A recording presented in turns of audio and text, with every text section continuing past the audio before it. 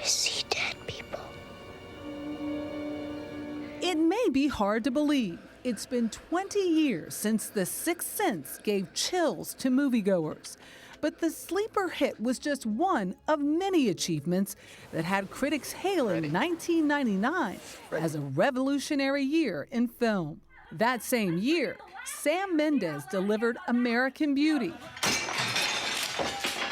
a biting satire about suburban life that won the Oscar for Best Picture. Don't interrupt me, honey. And George Lucas's much-anticipated Star Wars, The Phantom Menace, topped the box office, taking in over $1 billion worldwide. Emmy, find cover. The first rule of Fight Club is you do not talk about Fight Club. Also released, provocative dramas like Fight Club and Stanley Kubrick's final film, Eyes Wide Shut. By Grabthar's hammer, by the sons of Warvan, I shall avenge you. Humor also made its mark in 1999 with the Star Trek parody Galaxy Quest, the coming-of-age comedy American Pie, and Office Space. I gotta get out of here. I think I'm gonna lose it. Uh-oh. Sounds like somebody's got a case of the Mondays. Director Mike Judge's comic send-up of cubicle culture, which became a cult classic. Malkovich! Malkovich. And there were cinematic game changers, like Spike Jonze's quirky Being John Malkovich. The found footage thriller, The Blair Witch Project. Free your mind. And The Matrix, the groundbreaking sci-fi epic.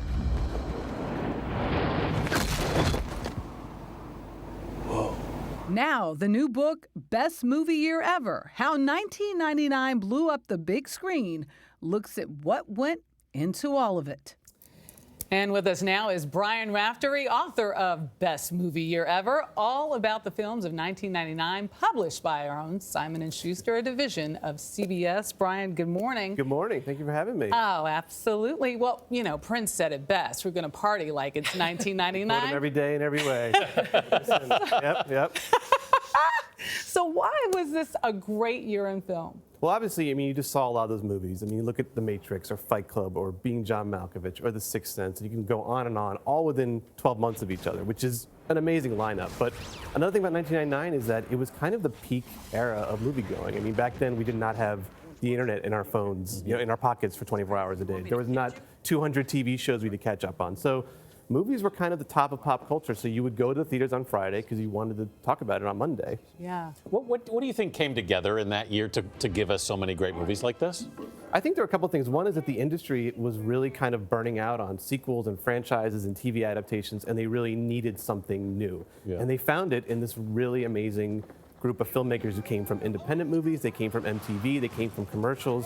And the big studios basically handed these people a lot of money and said, okay, go make your crazy movie about The Matrix, whatever that is. And I think also the fact that, you know, Y2K was kind of looming that year. And if you look at, and we all sort of joke about Y2K now, but at the time, it was this really scary deadline. And we're all kind of thinking, wait, what's going on with the world? Are we moving too fast? And if you look at movies like, even a movie like Office Space, which is about liberating yourself from your job and trying to figure out who you are, these movies are asking very big questions with these really big stars and these really dangerous, interesting ideas. As a huge Gone with the Wind fan, which was 1939, sure, and knowing how much respect that year gets, 1969 also, what is the difference? Is there one key difference why you said 99 is better than those? Well, it's interesting because so you have 1939, you have Gone with the Wind, you have The Wizard of Oz, you have Stagecoach, and then 30 years later you get this kind of really this upsurge of young Hollywood with Easy Rider, Midnight Cowboy. And I think what happened in 1909 was both of those kind of movies came together. You had these big studio spectacles like The Phantom Menace or The Matrix, and you also had like these very personal, very indie movies being made in the studio system. So you sort of got the best of those two worlds. So maybe it's a 30-year cycle. So right. maybe 2019. Yeah, 2029. Yes, thank you. I'm not good at math. Only That's movies. all right. How many movies did you actually watch, and what did you base your criteria on? I watched almost all of them.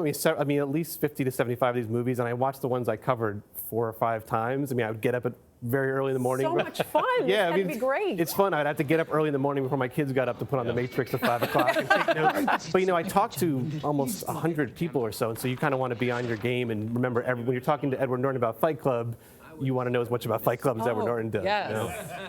You say a lot of these movies were game changers, and particularly it was interesting. Star Wars Episode 1, which critically was not exactly lauded. Right. You said, but really did change the industry in a lot of ways. It did. I mean, we all we're so used now to, like, the Avengers is coming out in a few weeks. We're so used to these big franchise movies coming out now once a month or twice a month. There hadn't been a Star Wars movie in more than 15 years at that point, and that was, after Titanic, the biggest movie of the 90s. It was a huge event. It was years and years of hype and people wondering on the internet what it would be like. And I think that movie kind of showed the way movies were going to be going, like what movie releases would be like in the next 20 years. You mentioned the idea that because we didn't have a phone in our pockets and Netflix and all this, that helped this happen. So is there no hope for 2029 then? No, I have a lot of hope. I mean, I thought last year I think the last 2 years have been extraordinary movie years. I mean, my biggest hope is that someone would look at this book and go, I'm going to write the next best movie year ever. And it is 2019 or it is 2029, because there's a lot of really exciting stuff going on right now. Just in a word, favorite one from 99 is? Election. All right. The book is, we don't have time for more, I'm sorry. The book is the best movie year ever. It comes out on Tuesday.